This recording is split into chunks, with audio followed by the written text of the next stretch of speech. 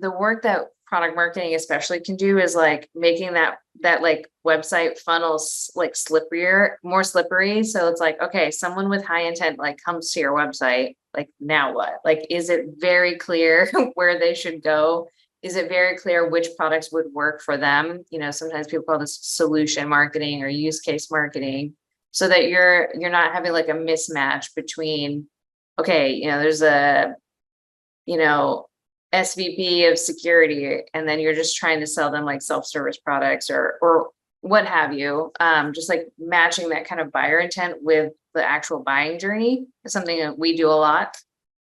And then really just like getting guerrilla with sales. I feel like a lot of marketers, they like to like roll out programs and campaigns, and it all feels like very productive, but a lot of times it's busy work because they just aren't like really informed on how people are actually buying the products, or who's buying the products. You are listening to Power Marketing with Kevin Lee.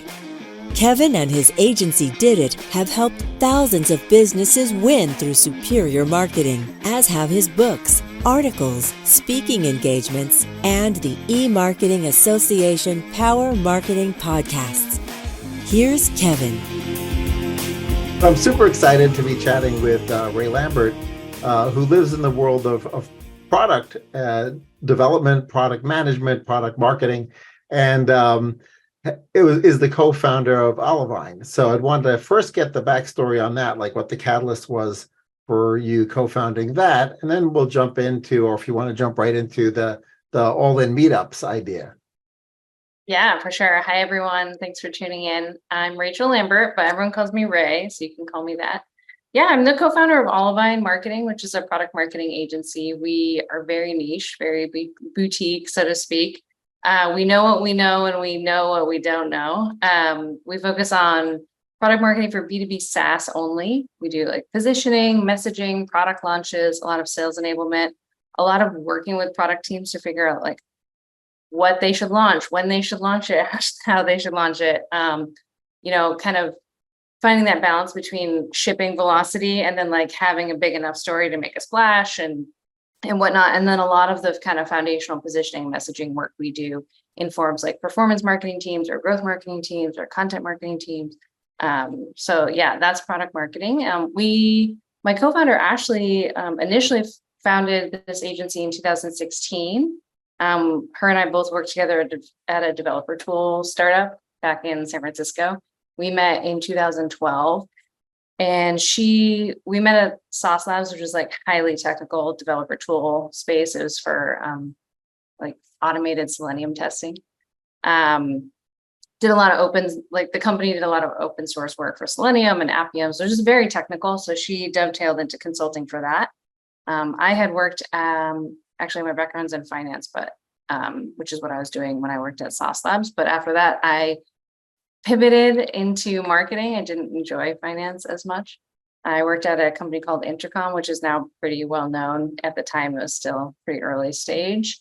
I worked there from 2015 to 2018, focused on product marketing. I launched a couple of products for them. And then afterwards, I was freelancing, going solo, kind of figuring out what I wanted to do while I was moving to New York. I assumed it would be short term, but I ended up making great money and really enjoying the flexibility of it. So I didn't apply to any real jobs. And then I was getting overbooked. Ashley was overbooked. And we talked about like, hey, let's take a project together. Maybe it'll be a little faster, easier, more fun. And so just been like slowly, kind of reluctantly scaling. And for a few years, we kind of like weathered COVID. And then I'd say it's really been the last 24 months where things have really like started to grow. We took on a VP of operations that like really helped. But yeah, the origin story was like very slow. Meant to be kind of a lifestyle business. But then like the demand just kept coming and coming. So we're like, okay, I guess we'll hire people. Right. Yeah. Well, that's a good problem to have. Most people, wouldn't reluctantly enter into a business because like people were screaming for your services so loud that you said, okay, we'll do it. Yeah. I mean, when we hired our VP of operations, Coco, he's fantastic. Like we weren't even responding to leads. We were just like, we're too busy. And he's like, okay, well, I'll pitch Olivine. And I was like, I mean, you're not a product marketer, so I don't know how you'll pitch this, but okay, go for it. I was going to throw those leads away anyway. And then he'd come back and be like, okay, so they want a proposal. And I was like, well, I don't have time to write one. He'd be like, I'll write one. I'm like, well, we don't have anyone to staff it. He's like, I'll find people. I was like, okay, fine. Yeah, so now the team's bigger. I'd say we're about 15 to 20. There's kind of a core group, but then we have like a roster of freelancers who've been with us for a long time. So it's kind of like a flexible model, scales up and down with the ebbs and flows of the recession. Right, absolutely. Flavor of the week of wherever the economy is at. In product marketing, right? Obviously, the product needs to be at least partially baked, if not fully baked, before you can really hit the gas. And I think one of the things that people struggle with is the idea of, do you start marketing the vaporware portions of the roadmap, or do you wait until it's fully baked and past MVP before you start talking about it? And I'd love to get your perspective on that. Yeah. Well, it's hard to do, and it probably sounds crazy, but I like to start thinking about the story before you start building the product. We did this at Intercom, like first started testing it at Intercom with the launch of help. Well, now they call it like help center, help articles. But we basically we were really late to the game in the customer support space for help center. Zendesk was like clearly the winner. And so before any features had been scoped, before any code had been written, we figured out what our story would be at the launch, at the announcement. And that really defined the product roadmap for what would be in and what would be out. And so like a bunch of table stake features that you would consider like bare minimum, like in articles, like tables, nested lists, being able to like have a bullet and then another bullet. A bunch of that stuff wasn't available when we launched because we focused on making sure it was really like, there are a lot of feedback loops and that there's no dead ends for users, and really trying to like focus in on our like kind of mission and our product differentiator. And so that meant like a bunch of basic stuff just wasn't even like built for months or even years like after. And so in that sense, it's like the Amazon press release where you figure out what the story is at the launch before you start to build it.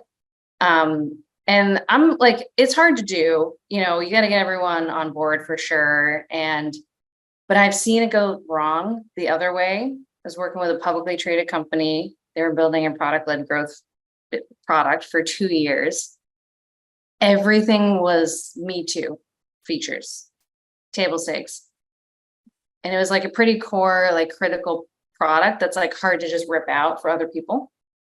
So when we went to finally launch it and like trying to cobble the story together after the fact reactively, there's just like nothing to like hook onto. Like there's nothing differentiated. It was really like free for 6 months was the value prop, was just like cheaper. That was the value prop. So yeah, you could say it's like selling vaporware, but you kind of got to figure like good products kind of have a story at the beginning.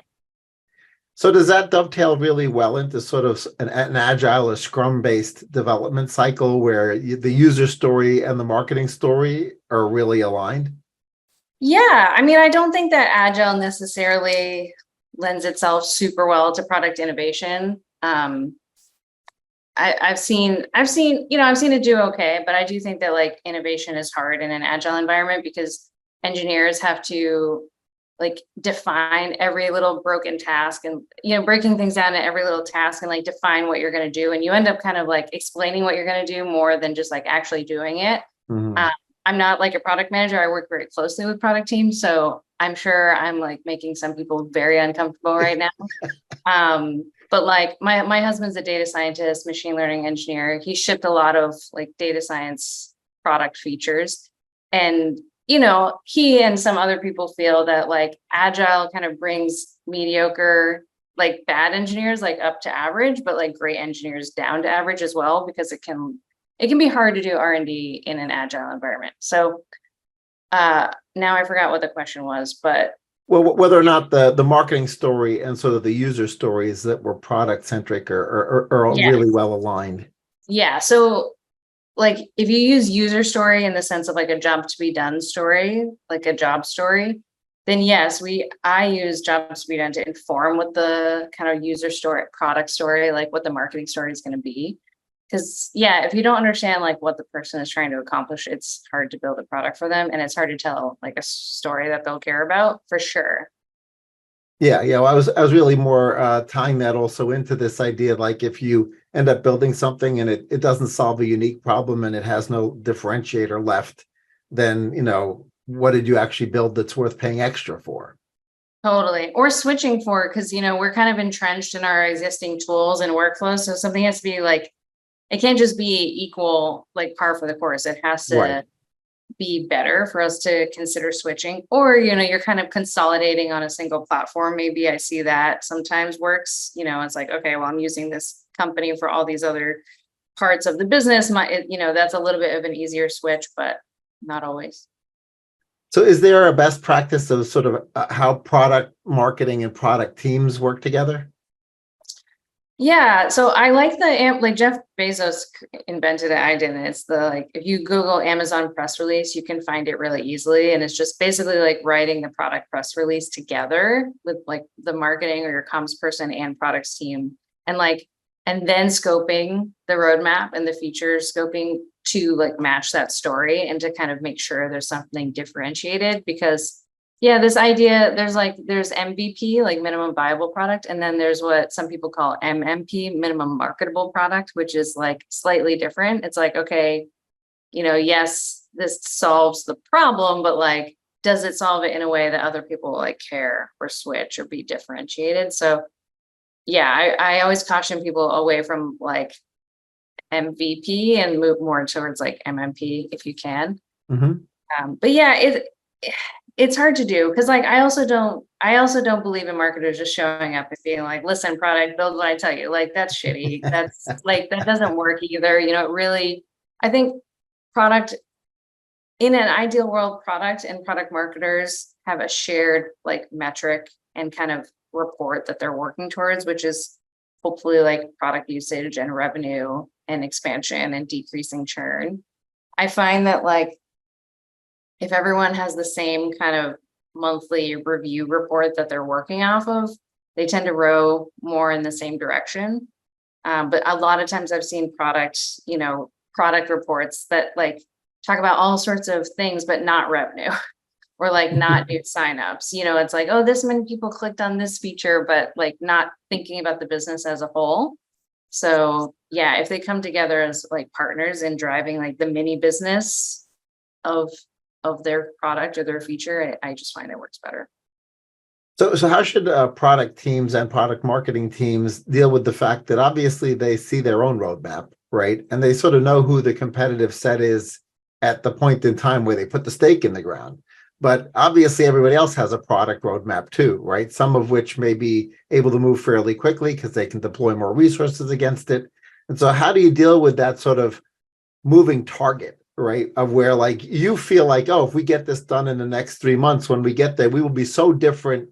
Everybody will want to switch. I mean, if you Yeah. sort of think about the speed at which AI is changing for example, now, right? Yes, Everyone's exhausting. like, oh, ChatGPT, that's the thing, right? And then, not that Bard is caught up necessarily, and the 5 or 6 other players haven't caught up, but it's now a horse race immediately. Yeah, Like within for within a sure. month or two, it's a horse race, right? So how should a product marketer think about that in relation to, the roadmap in relation to product marketing?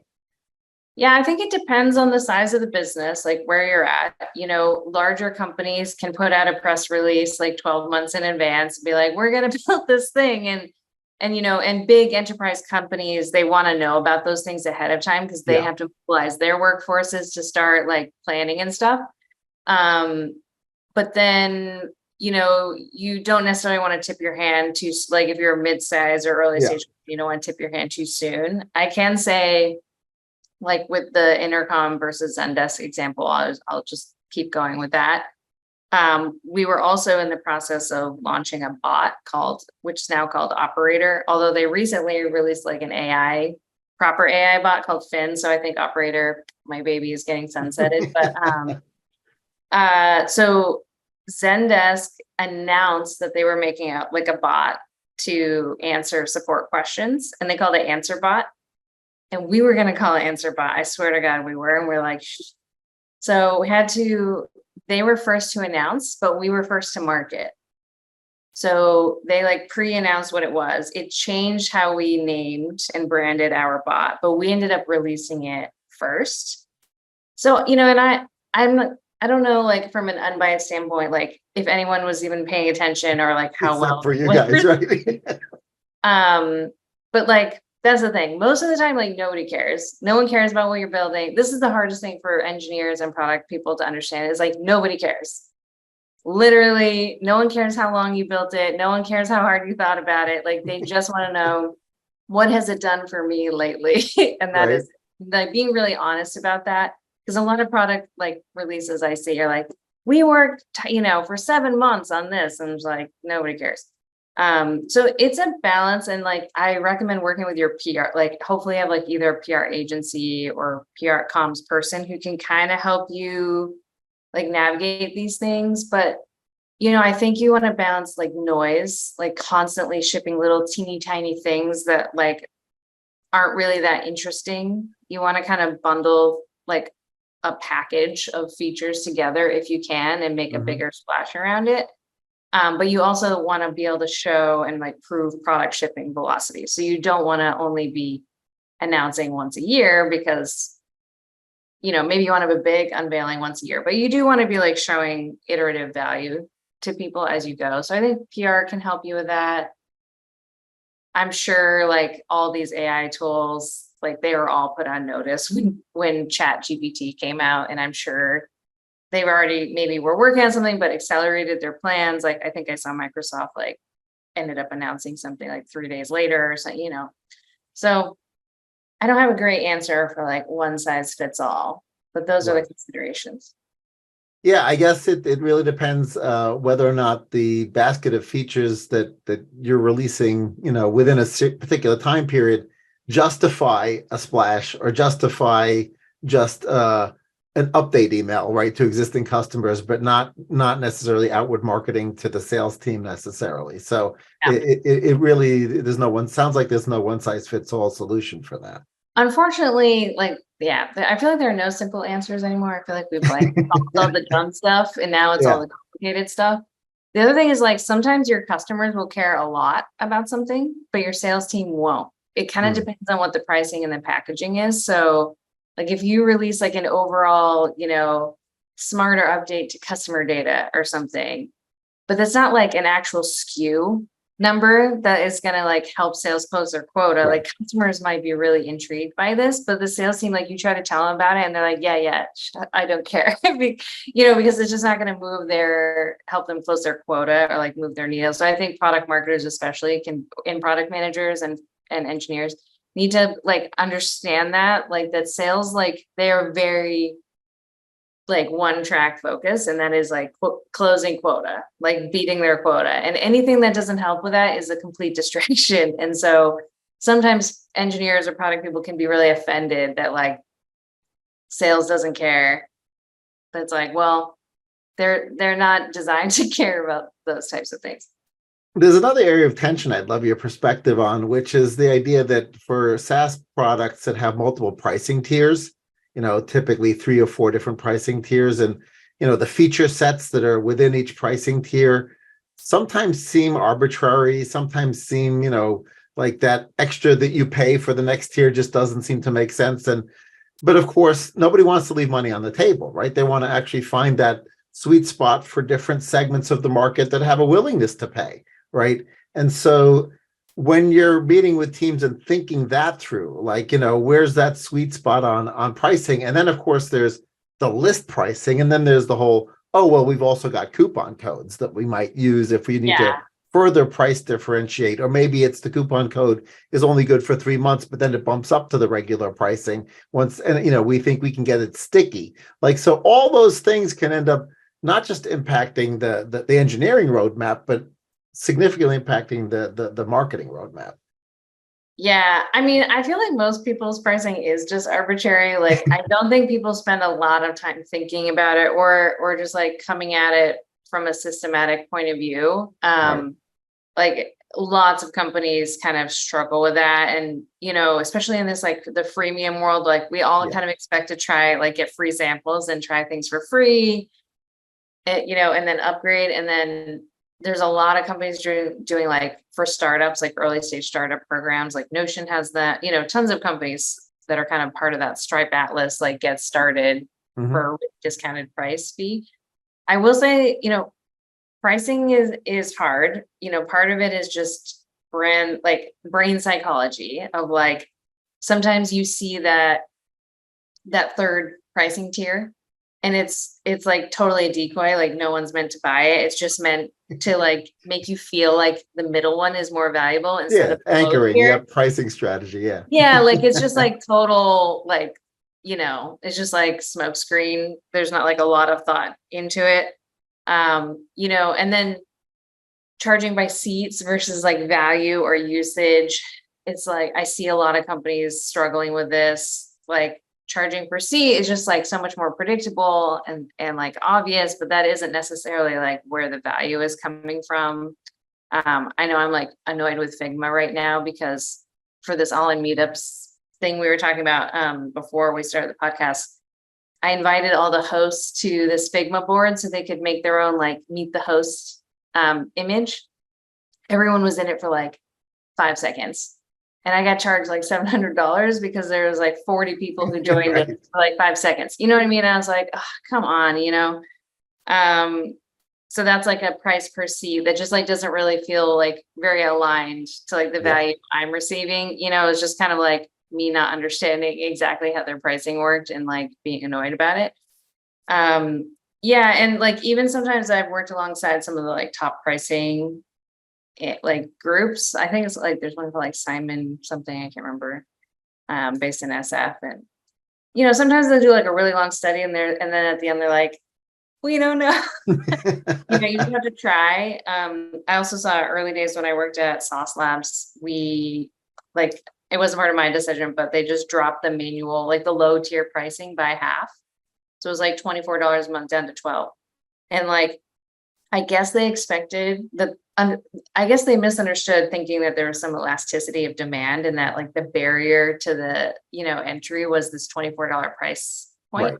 And so thought that demand would increase when the price came down. Demand didn't change whatsoever. So then we just dropped our manual, like we just lost 50% of our manual pricing revenue on that particular SKU. Yeah. Because there's like this assumption of elasticity when there wasn't.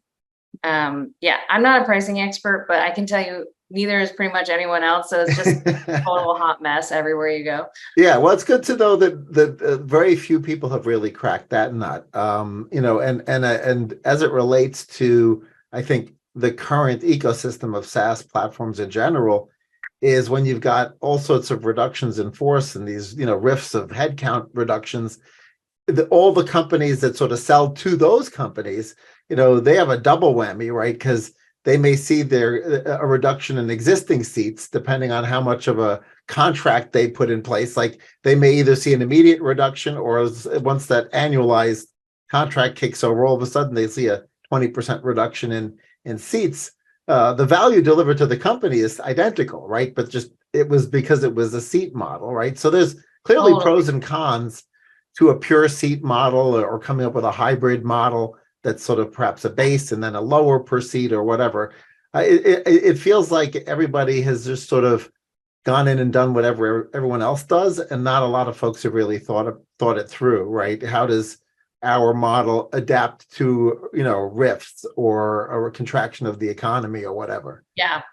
The per seat pricing with all these layoffs, I know, is killing businesses because if everyone's doing layoffs, everyone's pricing per seat, all of a sudden 20-30% reduction in revenue through no fault of your own is just like really like the mass. It's a tough place. And then you have less, it kind of like perpetuates in a cycle. Now that you have less revenue, you're more likely to let go of people. Yeah, and exactly. You were paying seats for it decrease.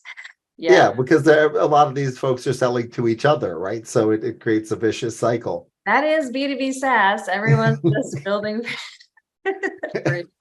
So are you guys helping some of your clients work through like how do we recover that revenue, or like is that the catalyst for revisiting pricing, or a catalyst for changing the go-to-market strategy? because now you're maybe selling to a different group, right? Now that maybe they may reduce the number of BDRs, or they reduce the number of a particular type of user.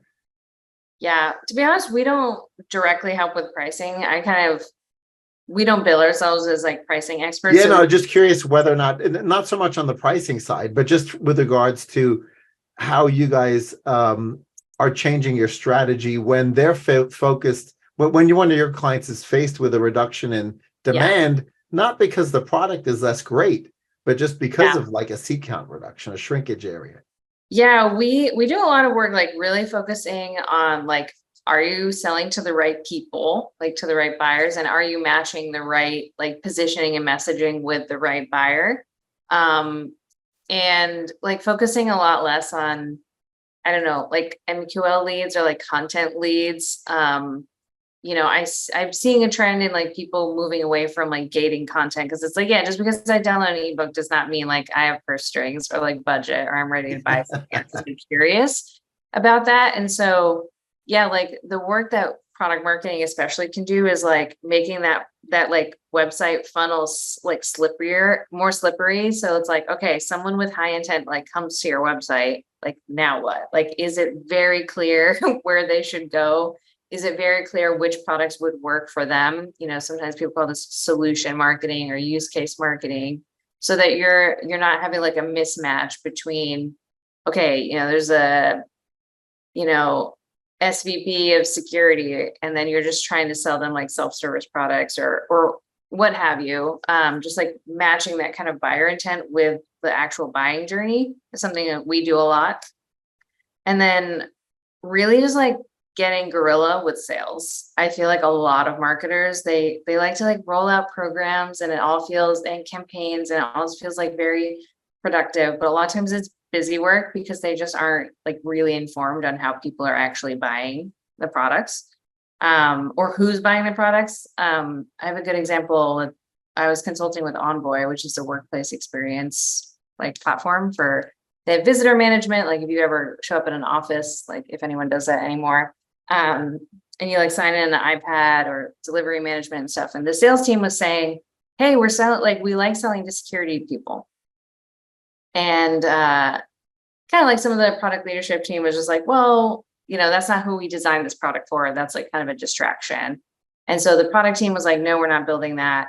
The sales team kept bringing it up. So I was like, all right, let's just like run a smoke test. Let's do like one ad focused on security, one direct response landing page focused on security. And for anyone who converts, let's put them with one sales rep who like feels passionate about this security person. And let's just see what happens. Conversions were like way higher. Got like way more demos and then these people have a lot more budget than like an office manager persona, who is often the person bringing in like a visitor management solution or a package management solution. And so it was like, okay, there's enough here. Let's add to the roadmap.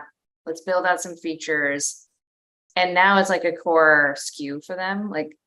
So a lot of times I feel like marketers, they can get really bogged down in like campaigns and programs, but they just like, if you just follow a salesperson around for a week and just like tough it out and go to every single meeting, you'll start getting insights that you just like don't get when you're just like looking at data or like looking at the funnel. So that's my recommendation, is just like, make sure you're selling to the right people, because not everyone has budget. Not everyone has intent to buy. Yeah, that's a great point. Related to that is like, obviously, dozens of years back, there was sort of the myth of the individual decision maker, like all the budget flowed through this Mr. or Mrs. X, right? And now obviously decisions are often made more in a committee model, but in some people have up to a certain budget to spend, but if the price point is too high, then it's sort of above their pay grade, and then it gets shuttled within the organization. So when you're advising sales teams and marketing teams, to deal with the fact that there may be people who are very influential within the organization and have a lot of potential pull to make a recommendation, but they don't actually sign the check or send over the purchase order. How do you craft the messaging around that? Because sometimes you can't make the sale without the influencer, but nor can the influencer make the decision by themselves, right? So that sort of complicates the sales process. Yeah, this happens a lot in developer tool space, especially because it's a lot of like bottom up, like, engineers will just kind of try something and tinker with something, and then they'll be like, okay, I like this. Let me float this up, or, kind of start raising their hand. I think companies have to be really honest with themselves about the buying process. I've seen a lot of companies get tripped up thinking that they've built a product-led growth product, and they haven't, because either it's too technical or like too collaborate, like too, like Slack is like obviously the most ideal product-led growth product, because it's like literally you and I, just two people, can get value out of being in it and direct messaging each other. And so, but a lot of these like tools, it's like, well, they're only valuable if everyone's on them and using it. Like Asana is not really helpful as like a task management. Like it's very heavy for like an individual task management. Like you just by yourself. Yeah. Yeah. Like there's no point in like getting Asana unless like everyone's on Asana, So yeah, you could like kick the tires a little bit on your own, but it's not a product-led growth product in the sense that like one person's getting value out of it. Now two people are getting value out of it. There is like a kind of a turning point that has to happen. And I just see a lot of companies, a lot of early stage companies, like even publicly traded companies that are like releasing new products, thinking that this will be product-led growth, when it's like, no, you really need a sales team to like an outbound cold outbound sales team full of sharks to like go and kind of get your users in the door early on. And I've seen a lot of companies just like not hire that and then wonder why no one's using them. Any other fun conversations or like anecdotes about either where feedback came from the sales team and it had because that was one really great example where it didn't really necessarily change the product roadmap, but it certainly changed the marketing strategy, right? But sometimes it seems like stuff that the sales team hears can actually have a pretty significant impact on product roadmap as well, right? So it should, yeah. I mean, they're the ones selling things. Yeah, I never understand it when like product people are kind of like stick their nose up at salespeople. Like, I just think people need to understand that, like, until you try to sell yourself, like you might not realize how like much of a grind and how difficult it is and how good some people actually are at selling. Like they're just wired completely different. They're entirely competitive. I think a lot of product managers don't understand how competitive and like the internal drive that is there and how much like secret sauce there can be. So, at some companies I've worked at, you walk by the sales team every day and you see the leaderboard because it's like all out in full display. And it's like one person is crushing their quota every single month, like far and away from everyone else. And then you start to dig a little deeper and you're like, wait, are there territories for these sales teams? Or is everyone just like, does this person just have like a better territory than everyone else? And it's like, no, they are just a wolf. And for whatever reason, they either grind harder or they're just better at picking the right relationships. I don't know what exactly it is, but I'm always like trying to get product people to have a little more respect and just like empathy and understanding for salespeople. Because until you do it yourself, you don't like it. Just like looks easy, I think, from the outside, and then you start doing it, and it's like is a special sauce there. But I feel like product teams are usually very esoteric and like they're well respected in organizations and stuff. So like I don't feel like sales needs to be scolded for respecting product. It's just like usually the other way around. Yeah. The other thing, a fascinating thing about that is, I've had to learn the lesson at least once, maybe a half a dozen times, that there's no such thing as a no-brainer sale, right? You sort of think like, oh, I can hand this to any old salesperson. It's a complete no-brainer, right? And then once the salespeople have a hold of it, you suddenly realize there's a bunch of objections, rational or not, right? That they're just going to come up for each one of these solutions or products. And sometimes it's just inertia, right? And you just have to figure out, how does the salesperson overcome inertia? Has there been any like stories that you can think of that just really help break through the inertia? Because you talked about switching costs, right, as a key inertia element, because something has to be significantly better or significantly cheaper, or some kind of delta has to be hit before the people will make a change. Yeah, that's a good question. I mean, when Olivine, like for ourselves on like selling, like we don't take that many clients at a time, so we don't have like a very sophisticated sales org. But yeah, like you can just tell that sometimes something is like someone has had like a moment of inspiration and they're Mhm. like, I need to improve my positioning and messaging. Let me find a product marketing agency. And they kind of go and look.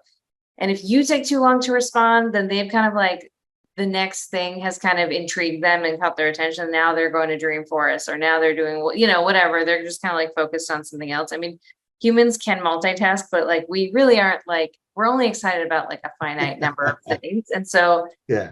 I think like just honestly just getting after it and like being timely and like staying on top of it can matter. Or sometimes it's like, hey, got to close this deal in the next 3 days because the person who's signing is going on vacation for 2 weeks. And then when they come back, it's just going to be buried in their inbox. And so, but yeah, I'm not an expert on like, we don't have a very sophisticated sales motion here. So, what are some elements of your toolbox that you think other folks in your industry sort of either forget to use or don't use efficiently? Is it podcasting? Is it SEO? Is it content marketing? Like what is it that like the tools in your toolbox that you find yourselves reaching for a lot and you don't think that they're used efficiently? Yeah. Well, we are like strong on SEO here over at Olivine, although we don't have to compete very hard. Like there's not a ton of competing agencies. So we rank number one for product marketing agency. And I would say 90% of our, like, we don't really do any outbound. And I mean, I guess that, yeah, we don't do any actual like direct email outbound. Everything's inbound. And so when I see like really popular people like Chris Walker, who are just like, SEO is dead, I'm like, well, I Oh, don't it's know not if dead, it's trust me. dead. I'm not sure it's dead because I'm looking at like we have just like a blank write-in. We don't have like a drop down. It's just how'd you hear about us? And Mhm. 90% of people say like Google search, online search. So like obviously SEO is not dead now. And I've heard like some people who are maybe more early in their career or they're very like specialized in like one particular part of marketing. They'd be like they'll they'll claim that SEO is going to be dead any day now because of ChatGPT. But I'm like, no, high intent buyers, like if they know what they want, they just write it in the search. Yep. Yep. And sometimes they have a brand in mind, but not for some certain things. Like I think when people shop for clothes, they have a specific brand in mind. It's like, I know that I pretty much always will enjoy buying things from Everlane. So I'll just like go to their website and browse. But, you know, like if you're buying a rake or like some specific, I don't know, you might not have like a brand in mind. And so I don't think SEO will die anytime soon, especially for high intent like purchases where Yep. people know what the job is that they need done, but they don't necessarily know like who will do it. I've been seeing we've been using a lot of ChatGPT, starting to try Bard, trying to keep up with this just like velocity. I'm seeing like, I do think that some of these AI tools are a bit of a distraction. Like it can feel very productive to be like, oh, I'm using it for everything. But I, I don't know. I feel like there has to be a certain level of expertise. Like I find that if I'm using ChatGPT for something I have no idea about, like I can't tell if it's hallucinating or not in some cases. I can't tell if it's telling me an honest answer. So I think you have to have your own kind of sophistication when you're using it. Yeah. I tend to use it more for like unblocking me from like writer's block or just like being my brainstorming buddy who like never has to pee or go to a meeting, or like no dumb questions just to kind of like get juices flowing. Yeah. And then we're using it a lot, GPT and Jasper, because Jasper is kind of like a marketing focused like prompt engineering layer on top of GPT. It's the same Yeah. language model, but just like automating a lot of dumb stuff like, okay, write me an intro, write me a conclusion, write me some like a social media post, or just SEO optimize this existing blog post that like we know people like the content because it's been performing well for a couple of years, but maybe it needs an SEO update. Those types of things. But yeah, I don't know. Sometimes I feel like people are only like all they do is tweet about AI all day. And I'm like, well, are you actually getting anything done? There's still other stuff to do. Yeah. Yeah, I'm definitely an AI stan. I'm here to like use it. I just think it has its place. It's like don't need to I'm worried that people are using it to just churn out more mediocre content instead of using it to produce like the same amount of content, but just higher quality. Yeah. Now that point is well taken. It's also interesting that we've seen that just the beginnings of sort of a brand of SEO that really has to do with if an AI is asked to rank order something, right? That being on that list, Yes. I've been So wondering that myself. Like, how do I get on that? yeah, so Right what's interesting about it is the early data seems to point that a lot of the same stuff that you would do from an SEO perspective in what I call dominating the SERP, which is not just worrying about ranking yourself, your own domain, but really thinking about all the other places that your great content sits, or content sits that speaks highly of you, which might be digital PR would be a way of thinking about that, right? All those things seem to influence whether or not an LLM will think that you're relevant for something, right? And so it's not a direct line necessarily, but it seems to correlate pretty highly with good digital PR. So our SEO practice and our earned media practice really has started to double down on digital PR because the digital PR is sort of forward thinking. It's a win-win because you might end up with a nice article in industry trade publication ranking number 3 and leading to you for something topical. Plus, it may influence the next generation of the AI to say, oh, if somebody asks for who's an expert in product marketing, it'll say, oh, Raechel Lambert's an expert and here's where she works, or here's her LinkedIn profile, right? And so, those sort of future-proofing SEO, I think, is really the way we're sort of talking about it now is all the best practices in SEO will probably future-proof you when a SERP is less likely to be what a person engages with, right? They may engage in an audio search with an enhanced version of Alexa or Siri or Google where they're asking the question, right? So it's interesting. And I'm just a fan of a diversified strategy. So, there's some people who are very focused on like founder brand, like having a huge, presence as a founder, having like being very brand top of mind, where it's like that Everlane example where I don't even like do a Google search. I just go to the Everlane website. Right.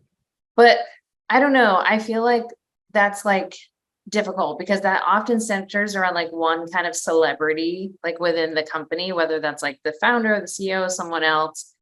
And then like, either they like move on to some other project and they're not talking about you constantly. You're not talking about that brand constantly. Yeah. God forbid they like burn out, I don't know, happen. get canceled, Yeah. get canceled. It's just like, there's like, I don't know, it feels like a lot of eggs in one basket to just like not do that. And I've seen companies where, the founder is like a huge presence and then they don't have any blog posts, they don't have any SEO, they don't have any case studies. Like I've seen this definitely exists and happens. And I just like, like I can't take that kind of like attention online. I'm just not interested. But B, I just feel like it's not a very diversified strategy either. Yeah. Or like I see a lot of people have a really big following on like LinkedIn per se, much bigger than me. Like I've got like, I don't know, 4,500 LinkedIn followers. But people who have like 5 to 10x more followers than me, if we post something similar, like I get just as many likes as they do because like a lot of their followers have disengaged or they're the wrong audience. Like they acquired a bunch of followers on like one type of topic, but now they've shifted to something else. And like most of their audience doesn't care about that anymore. So I just see some people kind of in the rat race of like trying to get more followers, but I'm like, I don't know. I see plenty of marketers who have a lot more followers than me and somehow they're still asking me for work. So I'm like, okay, obviously something's going wrong. Like your targeting's not right, something, because it just feels like it can be a vanity metric. Not to say I wouldn't like, I'm working on having a bigger following, but like, it's just not the only thing that matters, I guess. Yeah, I think another layer there is that, wearing my investor hat, because I've got a dozen or so angel investments, I feel less comfortable if it's an overly celebrity driven, startup or business, right? As a result of that person being sort of a known subject matter expert, but he or she hasn't been able to clone themselves within the organization, right? Yeah, that was our reluctance to scale at the beginning. We were like, Ashley and I weren't sure if we were the product or if like product marketing expertise was the product. Yeah. And, being afraid of hiring someone, having them do bad work, and then we have to work an 80, 90-hour week to kind of like make up for it or something Mhm. like that. Yeah, like it's humbling to say, but like Olivine could totally run without me for like quite a while. You know what I mean? Like, That's been my objective, right? For my my company in particular, is to sort of make sure that the team is strong enough, right? yeah, That you're important and you're integral, but not in the, what would happen if you got hit by a bus kind of yeah, situation, right? love sector Yeah. I for mean, sure. people do buy from people, right? So you can't discount that, right? They're buying from a Yeah. human, and the human is still the face of an organization potentially. Um, but at the same time, that's the company that fulfills against the promise that a human made them, right? So you have to find that balance. I haven't gotten it perfect yet either. So Yeah, I mean, anyone who says they've done anything perfect in life, I'm like, just mute them because, yeah, not but that's possible. the objective, right? Is to sort of have really shared one's subject matter expertise, and there's absolutely people on my team who can run circles around me in a lot of things, and I'm so proud of that. Yes, yeah, yeah. I think being able to assemble a great team is so important in running a business. I see, a lot of solopreneurs who, numbers look great, but they're burnt out. They can't quite like attract a team or like keep a team. Yeah, I think it's definitely like an underrated skill. That's a perfect segue into the all-in meetups, right? So those are folks from solopreneurs on up, right? Who are huge fans of the All-In podcast, and huge stands of that. So that, and yet they want, you discovered essentially that they wanted a community right around that. Totally. Yeah. Yeah. So for anyone who doesn't know, the All In podcast, like a business tech podcast, it's often like top 10, top 20 all each week of like podcast downloads. I've been following it since the beginning. It came out in COVID. And it's kind of for like tech tycoons, super successful, but they're all like really close friends. So anyway, it's kind of this like weird niche. It's like an hour and a half long, and it's very, heavy topics like markets, investing, startups, politics. It's not like your Netflix, dopamine hit necessarily. And yeah, so they hosted a summit last spring in Miami, which I had the chance to go to.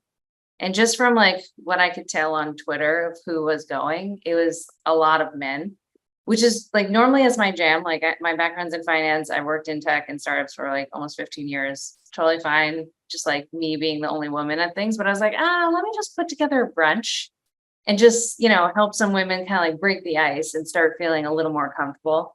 Also, a lot of people who went to the summit are very like high net. The tickets were very expensive, so it was like a lot of high net worth individuals that were there, and I was just like, oh, like, what am I going to have to talk about with like, hedge fund managers and just people who are very very high up in their field. So anyway, hosted this brunch, and my mentor Mark DeVisser, love him.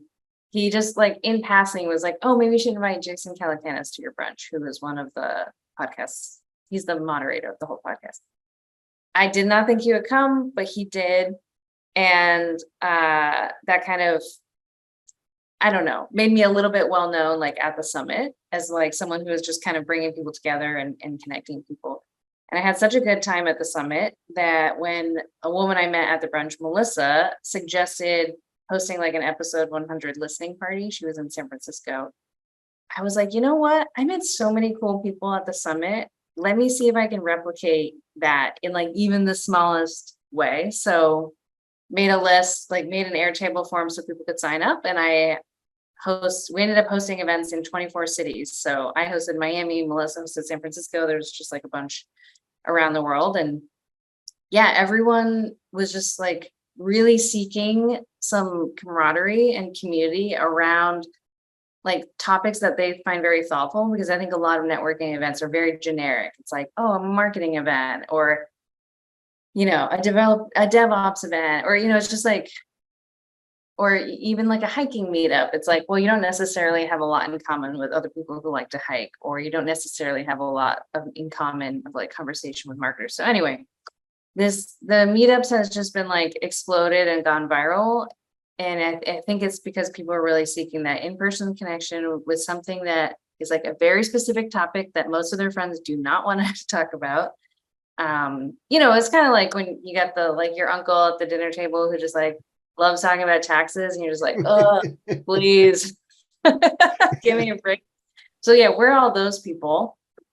And we just like love talking about these kind of like nerdy, very deep, heavy topics. So it's been fun. And it's taught me a lot about like field marketing. Like event marketing is not like, events are not dead. COVID didn't kill it. It just like completely changed, I think, the way we attend events. Yep. So I do have to ask you, who named the Yentabot, which is on your LinkedIn profile? Oh yes. So Yenta was named by my friend Jonah. So my husband Ryan and I, we live in Miami, and Miami Hack Week was coming up. We had this other startup idea for patent attorneys that went literally nowhere, just like huge epic fail. And so we needed, like, we were looking for something fresh to do that had nothing to do with for this Miami Hack Week, because we're like, oh, let's meet people, like let's try to build something. I feel like we're a little old to be going to hackathons. Like we're almost 40. It's usually like young, like 20-year-olds, but we're like, let's go. So we decided we wanted to build like an AI Slack bot, so powered by GPT, basically, because it was like, it had literally just come out, and we were like working on that. And then Jonah is from San Francisco. We used to work together at Sauce Labs back in 2013.